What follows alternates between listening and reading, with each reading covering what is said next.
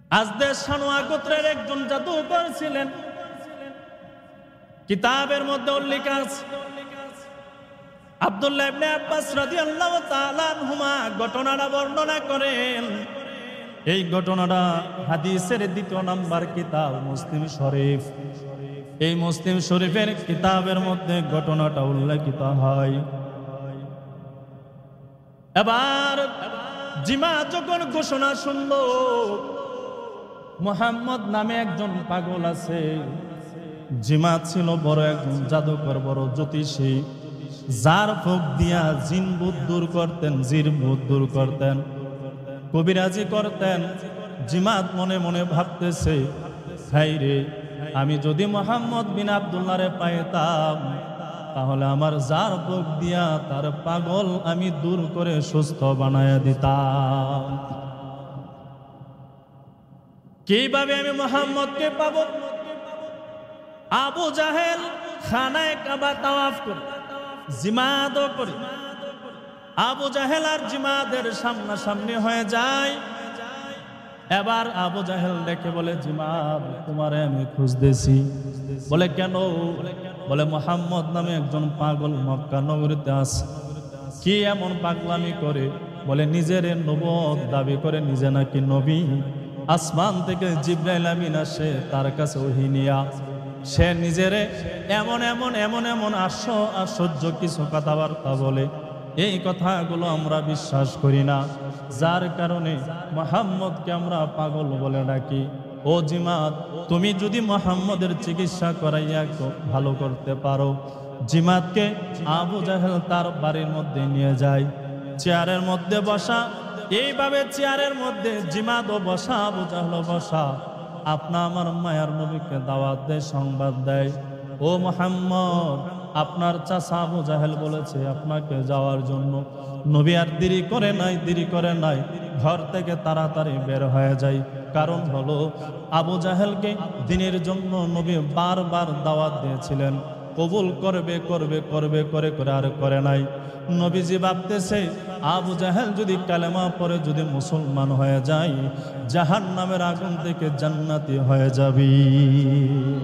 এইটাই হলো রাহমাতুল লিল আলামিন। কালেমা পড়ে মুসলমান হয়ে যাবে, জাহান্নাম থেকে জান্নাতি হয়ে যাবে। এই জন্য নবী আমার আবু জাহেলের বাড়িতে যায়। জিমাদ নামের জাদুকর আবু জাহেলের চেয়ারের মধ্যে বসা। বাড়ির দরজা দিয়া যখন আপনা আমার মায়ার নবী ঢুকবেন, জিমাদের চেহারাটা যখন নবীজির চেহারার উপরে পড়ে যায়, জিমাদের নজরটা যখন আপনা আমার মায়ার নবীর চেহারা মুবারকের উপরে পড়ে যায়, জিমাদ চেয়ারের মধ্যে বসা ছিল। নবীর চেহারা দেখার সাথে সাথে জিমাদ অটোমেটিক চেয়ার থেকে দাঁড়ায়া যায়। সুবহানাল্লাহর জোরে বলে সুবহানাল্লাহ। জিমাদ কই, কিরে আবু জাহেল কই, জিমাদ, মুহাম্মদকে তারে দেখার পরে তুমি কেন চেয়ার থেকে উঠতেছ? আবু জাহেলের ইচ্ছা ছিল মুহাম্মদ সাল্লাল্লাহু আলাইহি সাল্লামকে অপমান করা। এবার জিমাদ জিজ্ঞেস করলেন, আবু জাহেল বলো, এই যে সামনে আসতেছে তার নাম কি মুহাম্মদ? বলে হ্যাঁ হ্যাঁ, তার নাম মুহাম্মদ। নবীজি যখন সামনে দাঁড়ায় যায়, বেয়াদব আবু জাহেল চেয়ারের মধ্যে এখনো বসা, কিন্তু জিমাদ নবীজিকে দেখার পর সাথে সাথে উঠে যায়। এবার জিমাদ ওই জাদুকর নবীকে জিজ্ঞেস করলেন, আপনার নাম কি? নবী প্রশ্নে বললেন, আমি মুহাম্মদ ইবনে আব্দুল্লাহ, আব্দুল্লাহর সন্তান মুহাম্মদ। বলে, এই মক্কা নগরীর অনেক মানুষ আপনাকে বলে আপনি নাকি পাগল হয়ে গেছে, আপনি নাকি কিছু আজগুজবি কিছু কথাবার্তা বলেন, আপনি নাকি জাদু করে করে মানুষকে আপনার দ্বীনে ইসলাম ধর্মের প্রতি নাকি তাদেরকে আকর্ষণ করেন। ও মুহাম্মদ, এমনকি আপনি কবিতা জানেন, এমনকি আপনি জাদু জানেন, এমনকি আপনি জ্যোতিষী জানেন। ও মুহাম্মদ, একবার আপনি আমি ওই জিমাদ নামক জাদুকর বলে, মুহাম্মদ আপনি আমার একবার শোনান না। এই যে মাত্র নবীকে বললেন, পয়গম্বর মুসলিম শরীফের হাদিসের মধ্যে ওই ঘটনাখানা উল্লেখ করেন। নবী আমার সর্বপ্রথম শুরু করেন ইন্নাল হামদা লিল্লাহ সুবহানাল্লাহ নাহমাদুহু ওয়া নাস্তাঈনুহু ইন্নাল হামদা লিল্লাহ নিশ্চয় সমস্ত প্রশংসা কার জন্য আরো জোরে আওয়াজ দিয়ে বলি কার জন্য সমস্ত প্রশংসা একমাত্র আল্লাহর জন্য নাহমাদুহু আমি প্রশংসা করি আল্লাহর ওয়া নাস্তাঈনুহু এবং আমি একমাত্র সাহায্য চাই আল্লাহর কাছে মাইয়াদিহিল্লাহু ফালা মুদিল্লা লাহু ওয়া মাইয়ুদলিলহু ফালা হাদিয়া লাহু নবী আমার বলেন আল্লাহ যারে হেদায়েত দান করে দুনিয়ার কোনো মানুষ তারে গুমরাহ বানাতে পারে না। নবী যখন পড়তেছে জিমাদের চোখ বেয়ে টপ টপ করে পানি পড়তেছে। এরপরে নবী আমার কালেমায়ে শাহাদাত আশহাদু আল্লাহ এ জিমাদ আমি নবীজি আরো সাক্ষী দেয় লা ইলাহা ইল্লাল্লাহ আল্লাহ ছাড়া কোনো ইলাহ নেই ওয়াহদাহু তিনি এক লা শারীকা লাহু তিনি অদ্বিতীয় তার সাথে অন্য কোনো আল্লাহ নাই তিনি এক তিনি অদ্বিতীয় তার সাথে কোনো শরীক নাই তার সাথে কোনো অংশদারিত্ব নাই তার সাথে কোনো অধিকারও কারো নাই। যেই মাত্র নবী আমার বলেন নবী যখন আবার বলতেছে আশহাদু আল্লাহ ইলাহা ইল্লাল্লাহ ওয়াশহাদু আন্না সবাই বলি ওয়াশহাদু আন্না মুহাম্মাদান আবদুহু ওয়া রাসূলুহু জিমাত দ্বিতীয় সাক্ষ্য নিয়ে নাও দ্বিতীয় সাক্ষ্য জেনে নাও আমি মুহাম্মদ হলাম আল্লাহ তাআলার প্রিয় একজন বান্দা এবং আল্লাহ তাআলার প্রেরিত একজন রাসূল। যেই মাত্র জিমাতকে নবীজি বলতেছে জিমাত জাদুকরের চোখ বেয়ে টপ টপ করে পানি পড়তেছে। আবু জাহেল জিমাদের চোখের দিকে তাকায় দেখে জিমাদ হাউমাউ করে কান্নার আওয়াজ দিতেছে। পাঞ্জাবির কোনার মধ্যে দুনিয়া আবু জাহেল ডাক দেওলে জিমাদ তোমারে আনলাম মুহাম্মদের পথ ছাড়ানোর জন্য মুহাম্মদকে চিকিৎসা করানোর জন্য মুহাম্মদের জ্যোতিষে সারানোর জন্য তুমি জিমাতকে আনলাম। এখন দেখি মুহাম্মদের জাদু তোমারে গ্রাস করে ফেলেছি। জিমাত ডেকে বলে আবু জাহেল সাউন্ড দিবা না কথাবার্তা বলবা না চুপ হয়ে থাকো। জিমাত কয় ও পয়গম্বর আপনার কাছে নাকি ওহী নাজিল হয় জিবরাইল আমিন আসে। নবী বলে হ্যাঁ হ্যাঁ বলে নবী গো একটু তেলাওয়াত করেন না কোরআন শরীফ থেকে। নবীকে যখন বললেন নবী আমার পড়তে লাগলেন আলহামদুলিল্লাহি রাব্বিল আলামিন আর রহমানির রহিম মালিকি ইয়াউমিদ্দিন ইয়্যাকা না'বুদু ওয়া ইয়্যাকা নাস্তাঈন ইহদিনাস সিরাতাল মুস্তাকিম সিরাতাল লাযীনা আন'আমতা আলাইহিম গায়রিল মাগদুবি আলাইহিম ওয়ালাদ-দাল্লিন। নবী পড়তেছে জিমাদের চোখ বেয়ে পানি পড়তেছে। এবার নবীজি যখন তেলাওয়াত বন্ধ করে দিলেন জিমাত বলে নবী গো যে আপনি কালেমা পড়লেন যেই সূরা পড়লেন যে তেলাওয়াত পড়লেন নবী গো আমি জিমা সাক্ষ্য দেই এই তেলাওয়াত এই আয়াত এই কোরআনের আয়াত এই তেলাওয়াত নবী গো দুনিয়ার কোনো কবিতা হতে পারে না দুনিয়ার কোনো জ্যোতিষীর বিদ্যা হতে পারে না এই তেলাওয়াত দুনিয়ার কোনো কবির কবিতা হতে পারে না। ও মুহাম্মদ আমি সাক্ষ্য দেই আপনার উপরে যেই কোরআন তেলাওয়াত আয়াত কোরআন নাজিল হয় নবী আমি সাক্ষ্য দিলাম তা সত্য দুনিয়ার কোনো কবিতা নয়।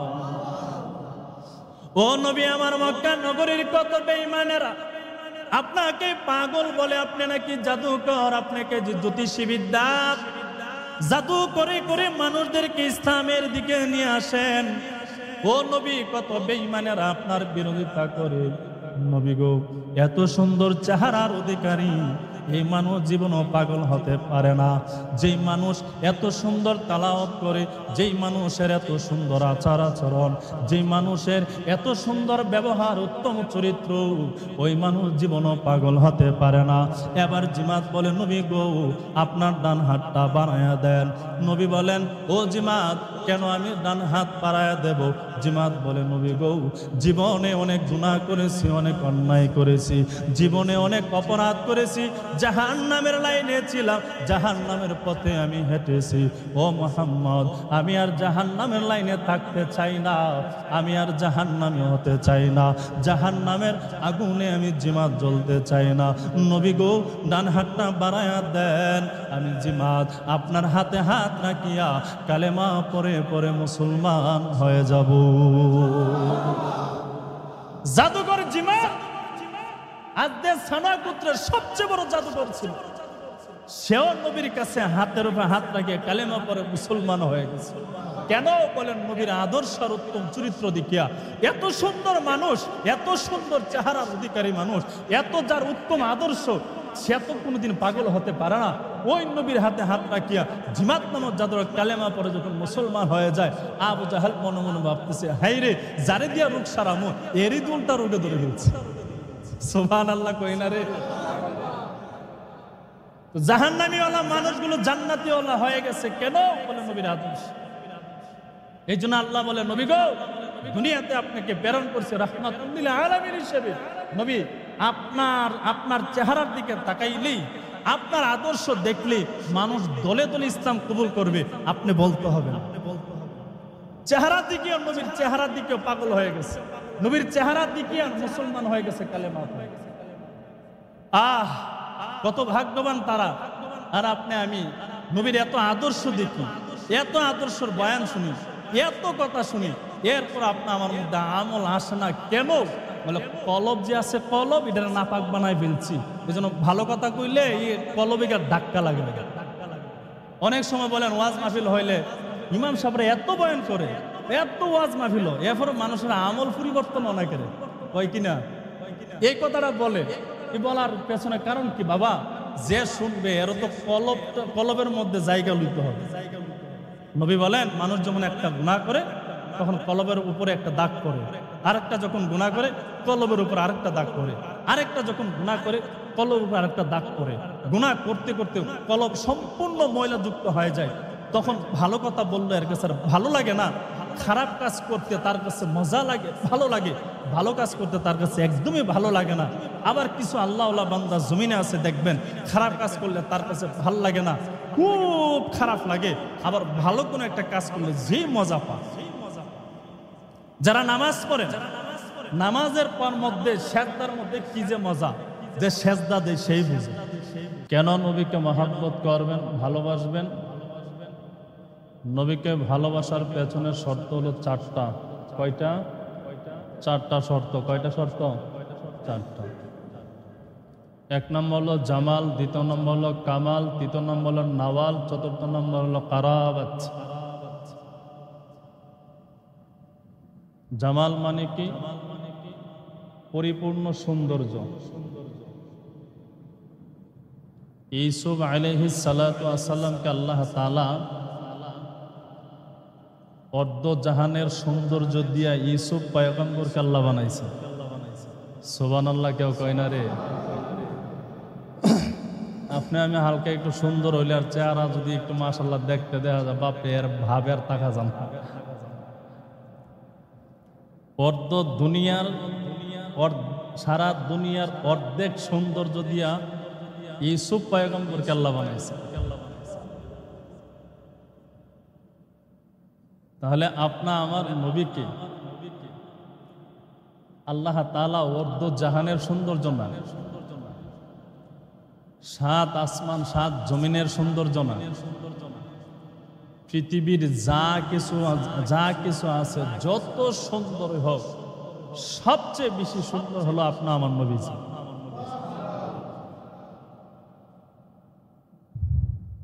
তো এই কারণে নবীকে ভালোবাসতে হবে।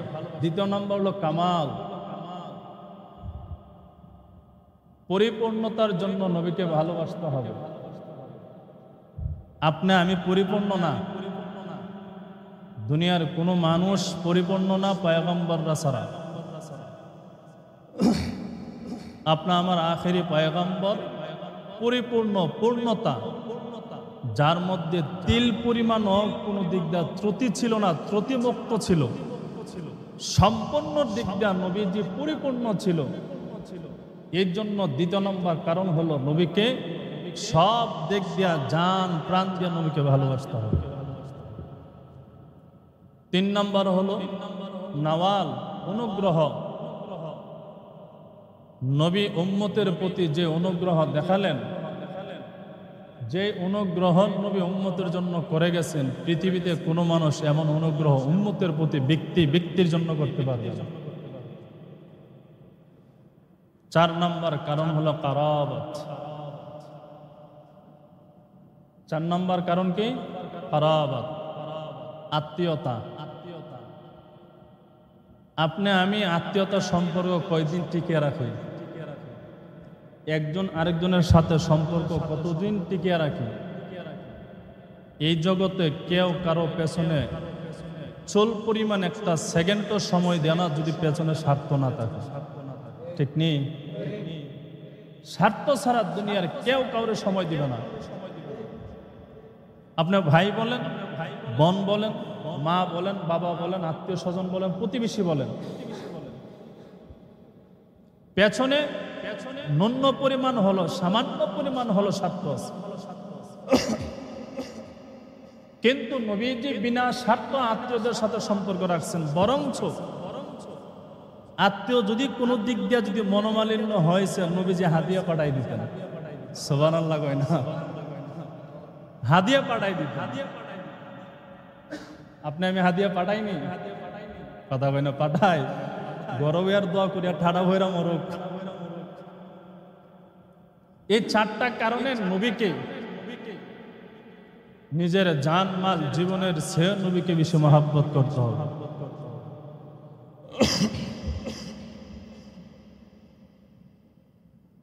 নবীর এত শান মান আল্লাহ তাআলা দিয়েছেন, এত শান মান ইজ্জত আল্লাহ তাআলা নবীকে দিয়েছেন। আদম পয়গম্বর থেকে নিয়ে কিয়ামত অবধি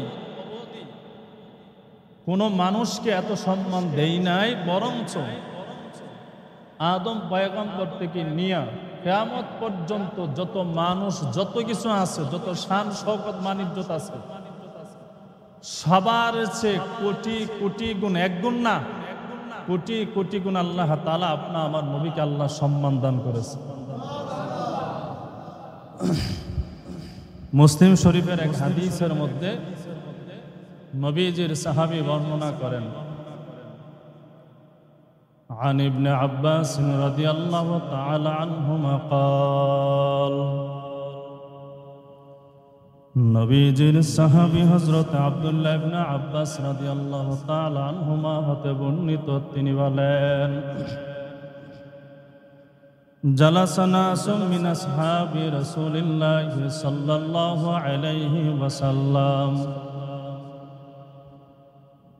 নবীজির সাহাবায়ে কেরাম একদিন বসিয়া কথাবার্তা বলতেছিলেন। ফাখারাজা হাত্তা ইযা দানা মিনহুম, এমন সময় নবীজি তাদের কাছে গেলেন। সামাআহুম ইয়াতাযাকারুন, নবীজি সাহাবায়ে কেরাম কি ধরনের কথাবার্তা বলতেছেন নবীজি নিজ কানে শ্রবণ করলেন। যেই মাত্র নবীজি গেলেন, সাহাবায়ে কেরাম কথাবার্তা বলতেছেন। সাহাবায়ে কেরামের মধ্যে কালা বা'দুহুম, একজন সাহাবী বললেন, ইন্নাল্লাহা আত্তাখাযা ইব্রাহিমা খলীলা, নিশ্চয় আল্লাহ তাআলা ইব্রাহিম আলাইহিস সালাতু ওয়াস সালামকে খলীলুল্লাহ বানিয়েছেন। সুবহানাল্লাহ। ওয়া ক্বালা আখারু, আরেকজন সাহাবী বললেন, মুসা কালিমুল্লাহ, আল্লাহ তাআলা মুসাকে কালিমুল্লাহ বানিয়েছেন। সাহাবায়ে কেরাম বলেন, নবী আমার দাঁড়াইয়া দাঁড়াইয়া সাহাবায়ে কেরামের কথাগুলো শ্রবণ করেন। ওয়াকাল আখারু, আরেকজন সাহাবী বর্ণনা করেন, ফাঈসা কালিমাতুল্লাহ ওয়া রূহু। আরেকজন সাহাবী বলেন, আল্লাহ তাআলা হযরতে পয়গম্বর ঈসাকে কালিমাতুল্লাহ বানিয়েছেন এবং রূহুল্লাহ বানিয়েছেন। সুবহানাল্লাহ। ওয়াকাল আখারু, এই হাদিস কানা মুসলিম শরীফের রওয়ায়াত। মুসলিম শরীফের কিতাবের মধ্যে হাদিস কানা উল্লেখিত হয়েছে। আরেকজন সাহাবী বলেন, আদম মুস্তাফাহুল্লাহ, আল্লাহ তাআলা আদম পয়গম্বরকে শফিউল্লাহ বানিয়েছেন। فخرج عليهم رسول الله صلى الله عليه وسلم, নবী আমার তাদের সামনে গেলেন। এবার নবী বলেন, কালা কাদ সামি'তু কালামুকা। নবী বলেন, ও সাহাবায়ে কেরাম, আমি নবীর কান দ্বারা তোমাদের কথাগুলো শুনলাম। ওয়া আজাবাকুম, এবং তোমাদের কথাবার্তাগুলো শোনার পরে আমি নবী আশ্চর্য হয়ে গেলাম। তোমরা যে বলেছো আল্লাহ তাআলা ইব্রাহিম পয়গম্বরকে খলিলুল্লাহ বানিয়েছে, ওয়াহুয়া কাযালিকা, যা বলেছো তা তোমরা সত্য বলেছো। মুসা পয়গম্বরকে আল্লাহ তাআলা এমন পাওয়ার দিয়েছিলেন, ক্ষমতা দিয়েছিলেন, তোর পাহাড়ে সরাসরি মালিকের সাথে কথা বলেছিল। এই যে কথা বললা, কথাটাও সত্য। ঈসা পয়গম্বরকে আল্লাহ তাআলা কালিমাতুল্লাহ বানিয়েছেন, রূহুল্লাহ, আল্লাহ তাআলা ওনাকে উপাধি দিয়েছেন, কথাটা সত্য। আদম পয়গম্বরকে আল্লাহ তাআলা শফিউল্লাহ বানিয়েছেন। ও আমার সাহাবায়ে কেরাম, তোমাদের কথাটাও সত্য। আমি নবীকে আল্লাহ কি বানিয়েছেন শোনাও। ও যুবক ভাই, বৃদ্ধ বাবা, কথাটা মনোযোগ দিয়ে শুনেন। সব নবীকে তো আল্লাহ তাআলা উপাধি দিয়েছেন, বানিয়েছেন। নবী আমার বলেন, আলা আনা হাবিবুল্লাহ।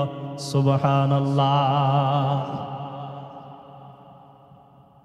ইব্রাহিম পয়গম্বরকে আল্লাহ তাআলা বানালেন খলিলুল্লাহ, মুসাকে আল্লাহ তাআলা বানালেন নাজিউল্লাহ, ঈসা পয়গম্বরকে বানালেন কালিমাতুল্লাহ, পয়গম্বর আদমকে বানালেন শফিউল্লাহ। কিন্তু আমি নবীকে আল্লাহ তাআলা বানালেন হাবিবুল্লাহ। আমি নবীকে আল্লাহ বানালেন হাবিবুল্লাহ। এরপরে নবীর সাহাবী বলেন, নবী আমার বর্ণনা করেন, শুধু কি আমি নবী হাবিবুল্লাহ? বলে না, না, হাসরের ময়দানে হামদের পতাকা, প্রশংসার পতাকা থাকবে আমি নবীর ডান হাতে। আমি নবীর ডান হাতের মধ্যে একটা হাসরের ময়দানে পতাকা থাকবে। নবী বলেন, আদম পয়গম্বর থেকে নিয়া ঈসা রুহুল্লাহ পর্যন্ত 1,24,000 মতান্তরে 2,24,000 পয়গম্বর হাসরের ময়দানে আমি নবীর পতাকার নিচে ছায়া নিবি।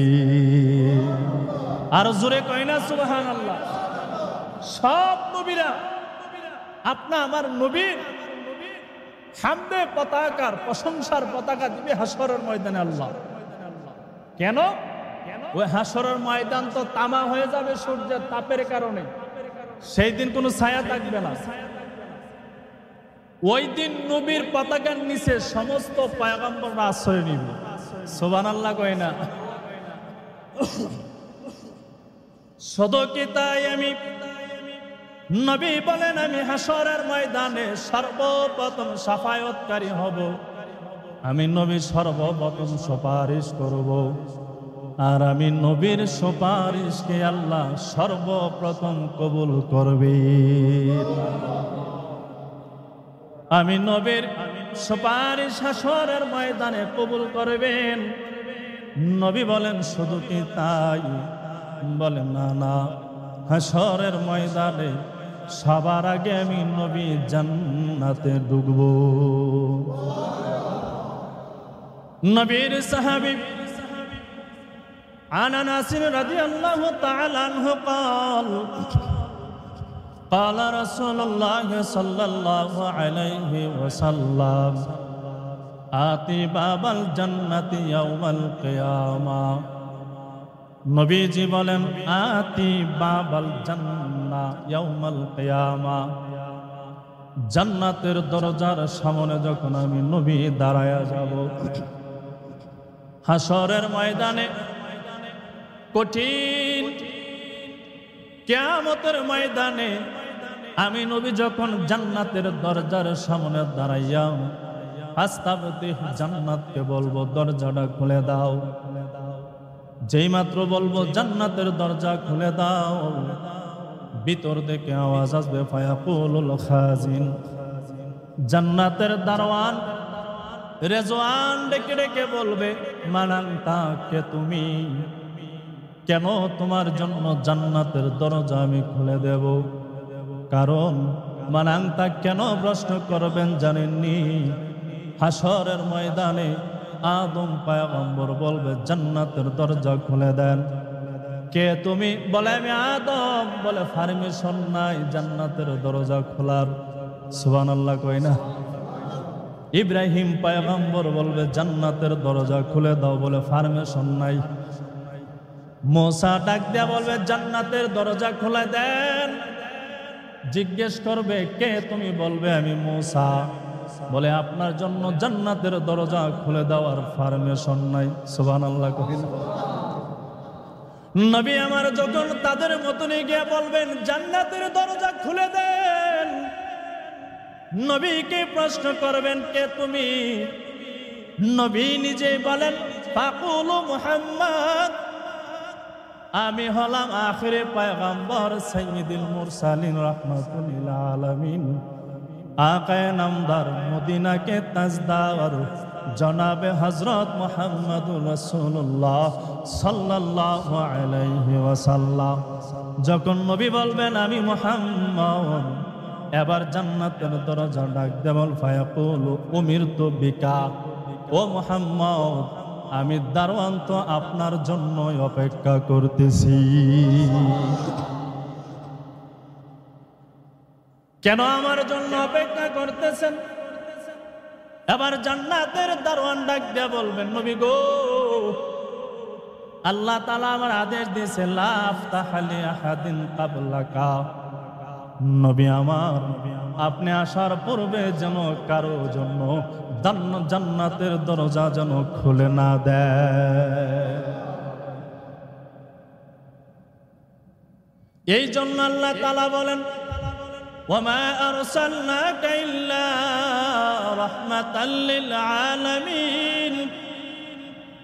আল্লাহ বলেন নবী আমার গোটা দুনিয়ার জন্য, 7 আসমান 7 জমিন শুধু নবী আমার নয়, যত জায়গা আছে, যত গাছপালা তরলতা বলেন 18,000 মাখলুকাত কম বেশি যায় আছে, সকল জিনিসের জন্য নবী আপনাকে আমি আল্লাহ তাআলা রহমত বানাইয়া বানাইয়া দুনিয়াতে প্রেরণ করেছি।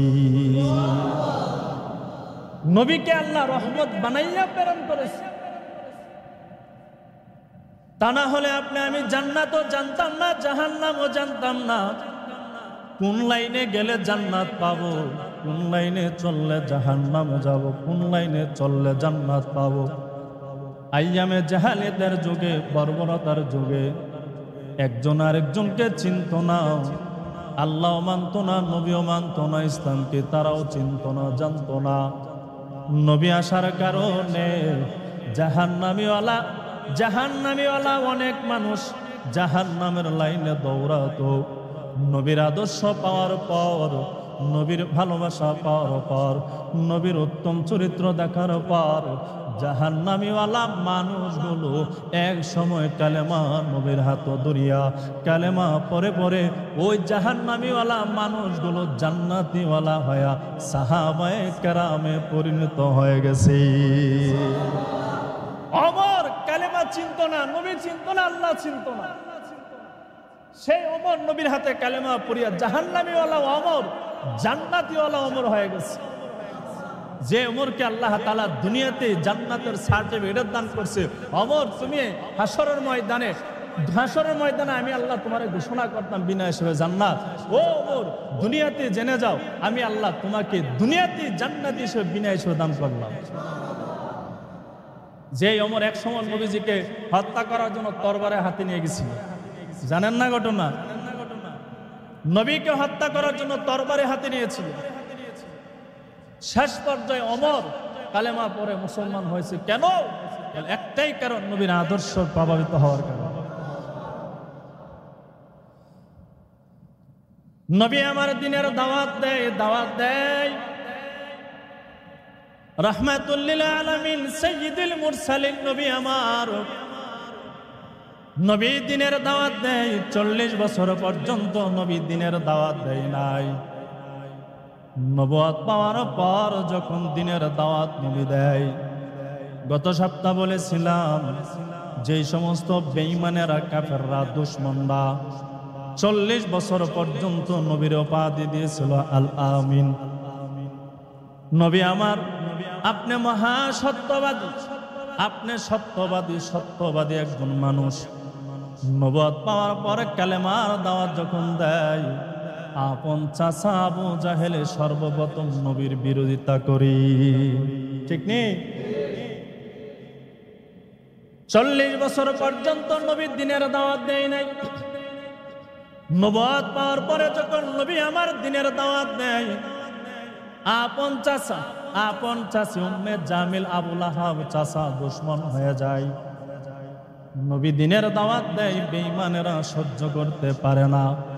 তারাও জানে নবী মুহাম্মদ মিথ্যা নবী নয়, একজন সত্য নবী। সুবহানাল্লাহ। এরাও জানে, জানার পরও কেন মানে নাই? বলে আমি যদি মুহাম্মদকে যদি নবী হিসেবে দাবি করি, আমার ভাতিজা মুহাম্মদকে, তাহলে তো আমার ক্ষমতা মাস্তানি চলে যাবে। এরাও জানতো নবী যে সত্য নবী, মিথ্যা নবী না। আবু জাহেল যখন নবীকে মানে না, ক্ষমতা চলে যাবে, এই জন্য বিভিন্ন প্রপাগান্ডা আরম্ভ করে দিল, ছয়লাভ করে দিল যে মক্কা নগরীর মধ্যে মুহাম্মদ বিন আব্দুল্লাহর সন্তান মুহাম্মদ সাল্লাল্লাহু আলাইহি ওয়াসাল্লাম, নবী যে আব্দুল্লাহ, মুহাম্মদ বিন আব্দুল্লাহ যে একজন মানুষ আছে মুহাম্মদ, যার নাম, নিজেকে যে নবী দাবি করে, এই মানুষটা যে নবী দাবি করে, আর দিন দিন মানুষ নবীর ভালোবাসা দেখিয়া, নবীর আদর্শ দেখিয়া, নবীর উত্তম চরিত্র দেখিয়া দলে দলে কালেমা পরে পরে মুসলমান হয়ে যাচ্ছে। এমনকি নবীর আপন চাচা হযরত আব্বাস কালেমা পরে মুসলমান হয়ে যায়। নবীজির চাচা হানজালা রাদিয়াল্লাহু তাআলা আনহু পর্যন্ত মুসলমান হয়ে যায়। এবার আবু জাহেল, আবু লাহাব, সাইবা, উতবা, আবু সুফিয়ান তখনও মুসলমান হয় নাই, পরে কালেমা পরে মুসলমান হয়েছিল। তাকায়া দেখে যেইভাবে দলে দলে মুহাম্মদের হাতের উপর হাত লাগে মুসলমান হয়ে যাচ্ছে, আমাদের নেতা কর্মী কমে যাচ্ছে। কয়দিন পরে তো এই মক্কা নগরীতে আমাদের মাস্তানি আর ক্ষমতা চলবে না, কি করা যায়? এবার একদল বৈঠক করিয়া ঘোষণা দেয়, খানায়ে কাবার দরজার সামনে দাঁড়ায় যাও, আর হজের মৌসুম যারা আসবে খানায়ে কাবা তাওয়াফ করার জন্য, ওই খানায়ে কাবার প্রথম বড় গেটের সামনে দাঁড়াইয়া ঘোষণাকারী ঘোষণা দিবা, মুহাম্মদ বিন আব্দুল্লাহ, যে সে নবী দাবি করে মুহাম্মদ, ওই মুহাম্মদ সুস্থ মানুষ না, সুস্থ মানুষ না, ওই মুহাম্মদ হলো দুনিয়ার সেরা একজন পাগল। নাউজুবিল্লাহ, মাজনুন, পাগল। খানায় কাবার দরজার সামনে দাঁড়ায় ঘোষণা দেও, মুহাম্মদ নামে যে ব্যক্তি আছে সে পাগল হয়ে গেছে। নাউজুবিল্লাহ বলতেন না? আপনি আমার নবী পাগল ছিলেন? কথা বলেন। আর পাগল ব্যক্তির তো আল্লাহ নবী নবুয়ত দান করবেন না। পাগল ব্যক্তির আল্লাহ নবুয়ত দান করবেন?